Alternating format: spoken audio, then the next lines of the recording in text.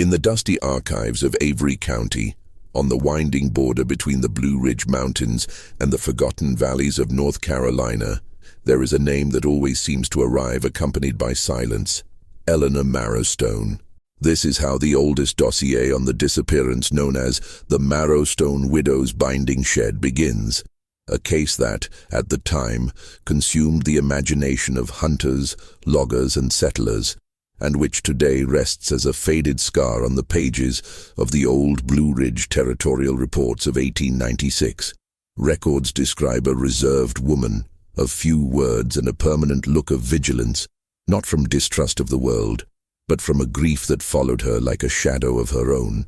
Widowed early, Eleanor lived on a small wooden property, built by her husband before he succumbed to a fever that, according to medical reports, had devastated half the region between 1891 and 1892. The Marrowstone house was located at an isolated point where the forest began to swallow everything man tried to establish. The wind in the Blue Ridge pines blew steadily, with a sound that settlers described as a kind of distant speech, and the constant humidity made the wood creak as if it were breathing. It was there, between the natural junction of two hunting routes, the Three Streams route and the Granite Hill path, that Eleanor lived, supporting herself with what she produced and with the small income obtained by selling bandages, medicinal extracts, and reinforced fabrics to local hunters. What is little commented on, however, is that these sales were almost always made through a small structure in the back of the property, a narrow shed of dark wood, known as the binding shed. The name arose among the hunters because Eleanor, skilled with thread and knots, would tie up the bundles of leather, the thick bandages, and the packets of dried herbs she offered travelers there. Many described the shed as orderly, clean, and far too quiet, almost like a workshop that was never completely awake. Others said there was always a smell of camphor and resin, characteristic of instruments for care, sewing, and preservation. The community of Marrowstone Hollow was small. 3 families of old settlers, a few scattered cabins, a small general store run by the Pickering family, and an inn that received passing travelers and hunters. There are no records of Eleanor having close relatives, only a sister-in-law who died and resurfaced in the accounts as a distant, almost always absent presence. The widow lived by a rigid routine. She collected water from the creek before the sun rose, sewed in the shed until early afternoon, and only lit the lamp inside the house after night had completely fallen, when no sliver of the forest let reflections escape. Oral accounts collected decades later speak of a woman who was sad, but not defeated. Some claim that Eleanor had a peculiar way of observing customers. She listened a lot, spoke little, and never asked about their routes or hunting intentions. She simply handed over what they had requested and received payment with the same imperturbable expression. But in 1896, during the peak of hunting activity in the region, something began to draw attention. The Territorial Hunters' Ledger records show that 37 hunters signed the passbook heading towards the routes near the Marrowstone property. 37 men, from different backgrounds, experienced enough to survive weeks in the dense woods, accustomed to sudden storms, unexpected gales, and long nights. 37 men who, as official documents indicate, never returned. At first, no one connected the disappearance to Eleanor's small shed. The mountains were treacherous, and the Blue Ridge trails could swallow even veteran hunters. But one detail sparks curiosity in all subsequent archives. The confirmed last entry of each of these hunters in the territory coincides, almost mathematically, with the stretch where they were obliged to pass the Marrowstone property. There is no direct mention of Eleanor in the initial reports, but there is a handwritten side note, likely by one of the sheriff's assistants, describing an observation made by the storekeeper Pickering. They all passed the widow's shed. They all received something from her, bandages, cordage, or herbs. None came back for anything. It is an isolated, misplaced phrase, almost lost among tables of dates and weather, but it makes space for the questions the residents began to ask in low voices. Why did so many men disappear in the same stretch? Could it have been a coincidence? Or was there something in the vicinity of the property that justified such a sequence of losses? At the bottom of the archive, on a moisture-damaged sheet, another annotation remains visible, written in larger, firm, and hurried handwriting. There is no signature. If there is any common link between the disappearances, it starts at the binding shed. When observing the oldest records of Marrowstone Hollow, one realizes that life in the valley was marked by a mixture of rigidity and improvisation. Nothing was permanent. Fences had to be rebuilt after storms, hunting routes changed with floods, and even the soil itself seemed to shift with the seasons. Yet, there was a discreet constancy in Eleanor Marrowstone's presence. She was an almost ritualistic figure in the landscape, always seen walking from the shed to the house with slow, precise steps, carrying baskets of fibers or small bundles of herbs. Testimonies collected years later describe a simple yet rigorous daily life.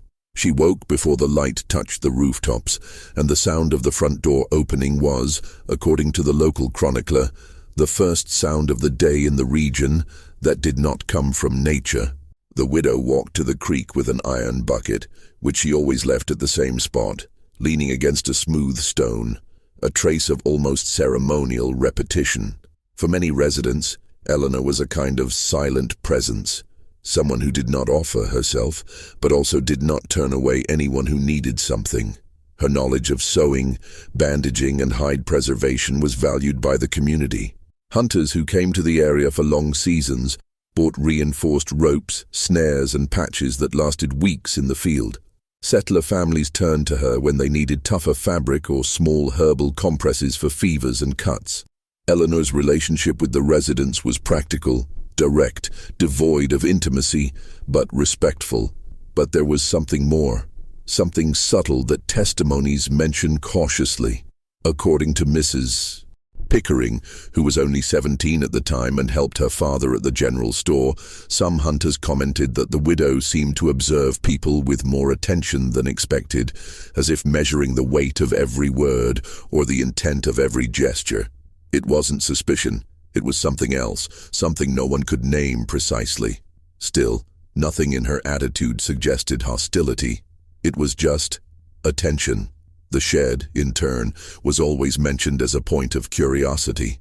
The narrow structure with dark wood and a low roof seemed to swallow the light inside.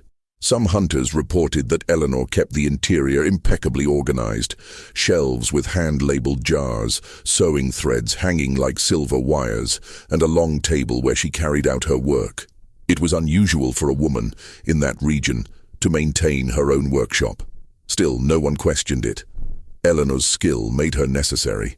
The final years before the hunter's disappearance were marked by small changes in the widow's routine, changes so discreet that they only became relevant when analyzed retrospectively.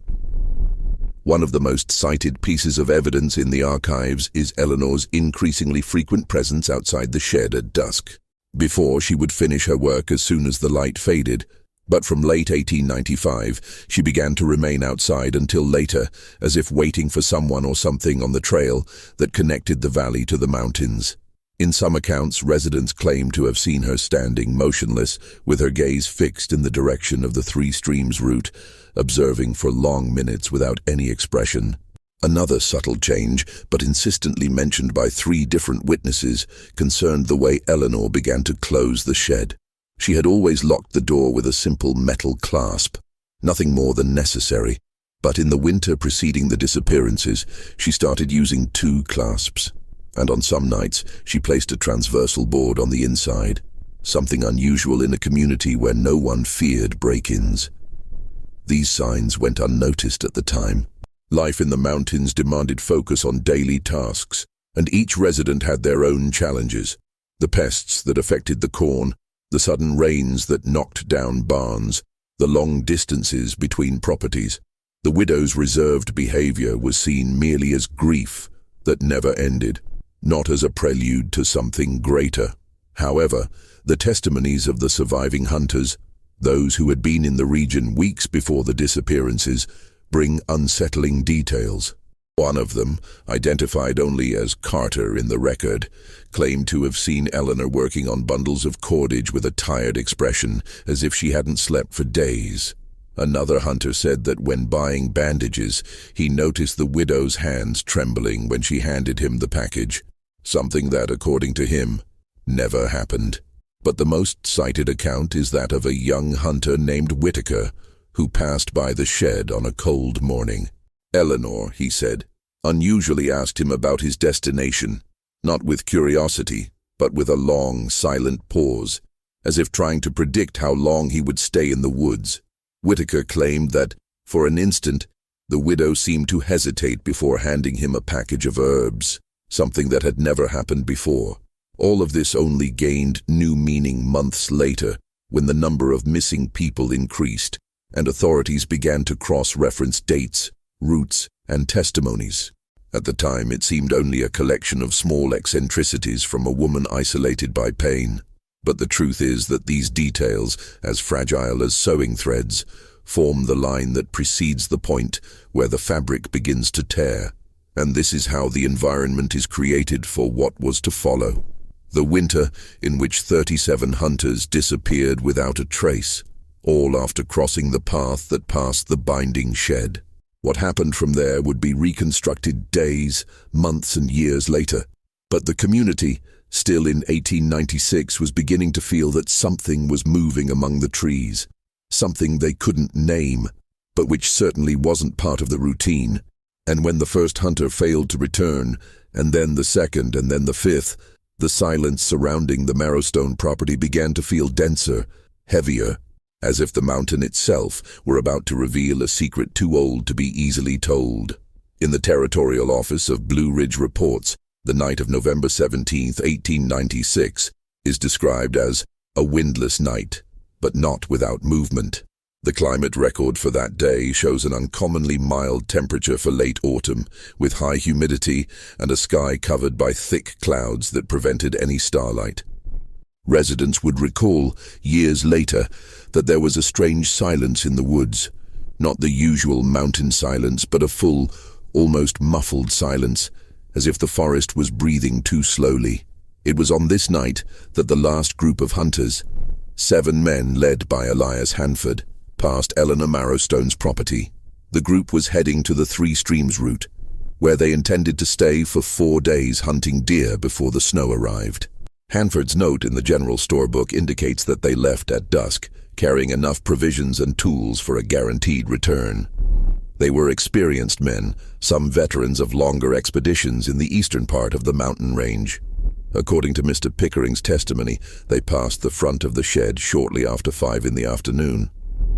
The light still allowed one to distinguish the color of the rain-darkened roof and the wood marked by years of use. Eleanor was at the door, folding a thick fabric, and she looked up when the 7 men approached. She didn't smile, didn't greet them, didn't offer anything. She simply followed the group with her eyes until they disappeared around the bend of the trail. And then, according to Pickering, she remained standing for a long time.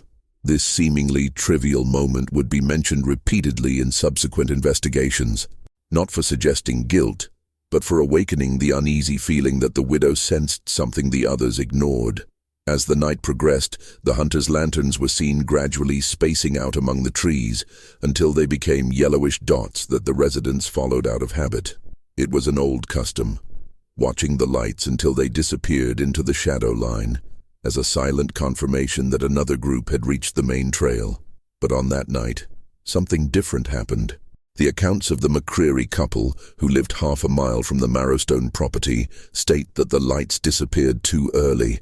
There was no fog, there was no strong wind, there was no rain.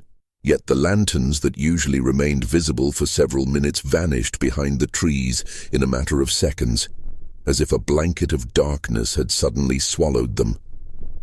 At 8 o'clock at night, according to the report, a low mist began to form over the valley, dense and irregular, rising from the ground in thin streams. It was not natural mountain fog. It was a heavy condensation, described as a veil that seemed to move by itself. Visibility on the trail began to be lost just a few feet away. Eleanor, according to indirect testimonies, lit the lamp inside her house earlier than usual. However, something caught the attention of residents who occasionally observed her. She also left a faint light on inside the shed, something no one had ever seen before. The dim light escaped through the cracks in the wood, projecting small outlines of shadow onto the ground outside. At 9:03, the estimated time from the testimonies, a noise was heard coming from the woods. It was not a shout, nor a gunshot, nor a sign of struggle. It was described only as a dry, short impact, like wood breaking under pressure. The echo propagated up the slope and quickly disappeared, muffled by the mist. The McCrearys claim that at that instant, the shed's lamp briefly flickered. From this point on, the records become fragmented, composed of short notes, imprecise testimonies, and observations collected much later. Still, there is a pattern. All witnesses report a growing, almost physical discomfort, as if the night air had become denser, harder to breathe. Some mention having smelled wet earth, strong and sudden despite no rain. Investigators years later would try to explain this as a natural mountain phenomenon.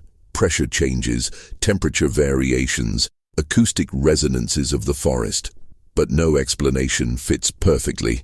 Shortly after 9:30, a second sound echoed on the trail. This time described as a slow, continuous dragging. It was not the noise of an animal. The sound was rhythmic, repetitive, like something being pulled with difficulty. Some residents believed it to be hunters transporting a downed animal, but no campsite was found on the stretch. There were no secondary trails. Nothing indicated hunting activity. The movement seemed to approach the Marrowstone property, but no figure was seen on the road. Only the sound, persistent, approaching and then disappearing, as if it had been absorbed by the mist. At 10 o'clock, the most intriguing record of the night occurred. According to the report of a neighbor who lived almost a mile away, a pale, almost imperceptible light shone inside the binding shed. It wasn't the lamp. The woman claimed she knew the tone of the flame well. It was a different color, a weak, irregular yellowish white, like the reflection of something metallic or wet. The glow lasted a few seconds, and then vanished completely. It was the last time any sign was seen in the direction of the trail. Hanford's hunters did not report in the next day, but this did not cause immediate alarm. Expeditions could be delayed by weather, terrain, or hunting strategy. The problem began when 2 days passed without signs. Then 4, then an entire week. It was then that other details began to emerge. A piece of cordage, of the same type produced by Eleanor, was found at the trail bifurcation, wedged between 2 stones, as if it had been thrown or broken under force. Further ahead, drag marks were found on the damp soil, but without footprints, no blood, no clue as to what had been pulled.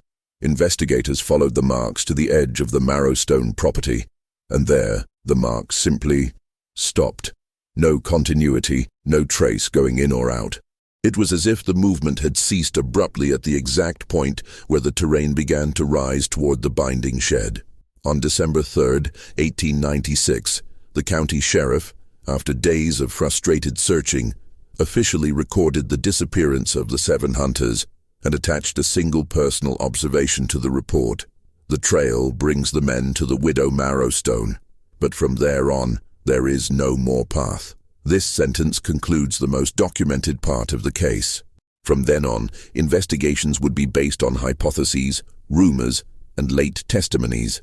But the decisive moment, the last concrete evidence, remains preserved as the final tangible note before the mystery swallows everything.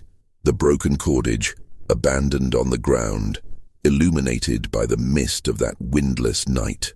The search for the hunters officially began on December 4, 1896, when the county declared the stretch between the 3 Streams route and Granite Hill a temporary risk zone. The news spread quickly through the valleys, and soon small groups of volunteers, farmers, loggers, settlers' children, formed patrols to scour every inch of the trails. The Blue Ridge Mountains, however, have their own memory, and those who live there know that the forest tends to conceal more than it reveals. The community's silence grew in proportion to the worry. This was no longer a common delay. 37 men, many of them known and experienced, were missing within a few weeks. Conversations at the general store became short, full of awkward pauses. Women stopped waving to each other on the porches. Children were called back inside earlier. There was no declared panic, but there was a fear that echoed softly, like the ancient creaking of the forest wood. And then the rumors began. First, rumors arose that Eleanor Marrowstone had seen the hunters for the last time. Then stories that the widow was more withdrawn than usual, closing the shed earlier, avoiding walking to the creek before dawn. Some claimed to have seen lights on the property in recent nights, lights that didn't look like lamps and disappeared too quickly. Others suggested the widow was hiding something, based only on impressions, not facts. Authorities, however, found no reason to formally investigate her. Eleanor lived isolated but had never shown signs of aggression. And more importantly, there was no trace whatsoever connecting her to the disappearance of the 37 men beyond the geographical coincidence. Still, the widow felt the weight of the gazes. Later documents report that she began to avoid leaving the house during the day, leaving only the shed's faint light on during some mornings, perhaps to indicate that she was still working, perhaps to ward off suspicion, perhaps out of sheer habit. Amidst this atmosphere, small traces began to emerge in the searches. The first was found by 2 volunteers. One of the bundles of bandages Eleanor produced, still partially wrapped, caught among roots near the North Trail. The piece was intact, with no signs of use. Some hunters used to buy more material than they needed. It wasn't uncommon to lose something along the way. But the coincidence sparked unease. The hand marking on the fabric indicated it was made by Eleanor. Residents recognized her meticulous way of sewing. A few days later, they found a strip of reinforced leather snagged on the low branch of a crooked oak. This type of strap was used by hunters to secure provisions or reduce equipment weight during steep climbs. The stitching, again, appeared to be Eleanor's. But once more there was no blood, footprints, or any evidence explaining how the strap got there. And then came the testimony that would change the course of the investigations, not by bringing scandalous revelations, but by introducing human nuances that had not been considered before. It was the testimony of Caleb Trenwall, a veteran hunter who had left the region 3 days before the disappearance of the last group. His account, recorded in the territorial report, stated that upon passing the Marrowstone property, he found Eleanor seated outside, seemingly exhausted. She held a leather strip in her hands but didn't seem to be sewing. She seemed to be thinking. He said the widow asked him, almost automatically, how long he intended to stay in the woods. Caleb replied that only 1 night, and Eleanor, after hesitating, allegedly warned, "The trail is different. Don't go too far." Trenwall, accustomed to local superstitions, ignored the warning. But the widow's tone, firm, almost concerned, remained etched in his memory. This testimony led investigators to a hypothesis ignored until then. Perhaps Eleanor had noticed something on the trail before everyone else, something she couldn't explain or prove, but that made her uneasy enough to give an indirect warning. Still, the big question remained. What, then, was on the trail? It was in this phase of the searches that the most significant revelation emerged. Not conclusive proof, because none ever existed, but a chain of facts that, when gathered, form the most plausible scenario among the available versions. A group of county investigators realized there was something unusual about the soil near the point where the drag marks ended. The earth was unevenly sunken, as if some extreme weight had pressed only one side of the trail. Upon digging a few inches, they found exposed roots and accumulated moisture, a sign of recent subterranean erosion. From this discovery, old accounts emerged that natural holes existed in that region. Small, collapse mouths, formed by water channels that, upon drying, left unstable cavities beneath the leaves. This information was reinforced by a late testimony from an elder of the time, who claimed there was a stretch of the woods where the ground felt hollow underfoot. It was exactly the stretch where the evidence disappeared. Thus, the official hypothesis became that the hunters might have fallen into newly formed subterranean cavities, a silent, rapid, and fatal collapse that would have swallowed men, equipment, and trails almost simultaneously, The low, dense fog that night could have camouflaged irregularities in the ground, and the strange sounds reported by residents, including the dry impact, could have been echoes of the earth collapsing. This would explain the absence of footprints, bodies, or subsequent traces. The subterranean fissures of the Blue Ridge were deep, wet, and unstable, making it almost impossible to recover anything without the risk of further collapses. But the most human and silent revelation of this period came from Eleanor herself. According to the last record of a visit to her property, made by 2 volunteers, the widow remained stoic, but downcast. When asked if she had seen anything on the night of the disappearances, she replied only, "I heard the ground breathe." The men didn't know how to interpret the phrase. It was too poetic, too vague, or perhaps the most honest description anyone managed to give about what happened on that silent night. Investigators found no evidence linking Eleanor to any malicious act. On the contrary, everything suggested she carried a burden greater than the rumors. Perhaps guilt for not having warned more clearly. Perhaps memory of something she saw or heard that she couldn't translate into words. Perhaps simple, silent empathy for the families who lost their men. The case was never officially closed. It became a permanent archive. And although the subterranean collapse hypothesis is the most accepted among county historians, no explanation eliminates the complete mystery. Because in the end, the phrase that concludes the 1896 report continues to echo between the pages. The trail brings the men to the widow Marrowstone. What happens after that belongs to the silence of the valley. And it was this silence, heavy, damp, impossible to decipher, that became the definitive mark of that winter. Today, revisiting the 1896 files scattered between the Blue Ridge Territorial Report, the old Granite Hill Ledger, and the late testimonies collected throughout the 20th century, one realizes that the Marrowstone case is not just a sequence of disappearances. It is, above all, a portrait of how silence shapes a community and how time transforms gaps into memories. The valley has changed little since then. The trees grew over the old trails, the earth swallowed the traces of the searches, and the widow's shed disappeared unceremoniously, overtaken by vegetation decades ago. Today, those who travel the region find only small, moss-covered stone foundations and an emptiness that seems to observe those who pass, as if the mountains have held their breath since that night. But, analyzing the case from a historical perspective, one perceives that the mystery is not in what happened, but in what was impossible to record. The disappearance of the 37 hunters became part of a type of narrative that exists only in regions where nature dominates human memory. The archives describe attempts at explanation: subterranean collapses, falls, navigation errors, rare relief phenomena. But what remains between the lines is the sense that the forest, that night, had a presence older than any testimony. The oldest accounts speak of the heavy air, the fog that rose without warning, the muffled sounds that echoed between the slopes.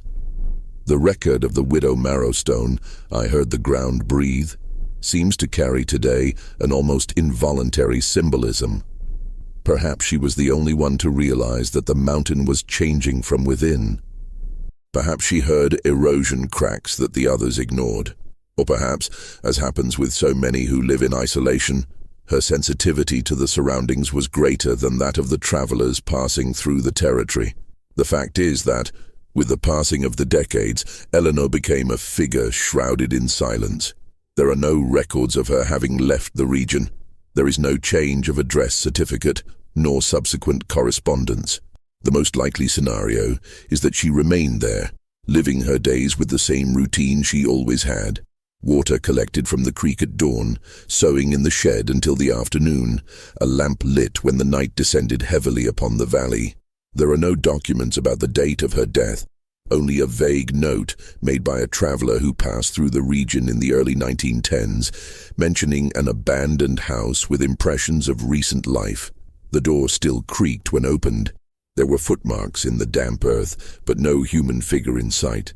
It is impossible to know if the widow was still living there at that time, or if she had already blended with the mountain's silence.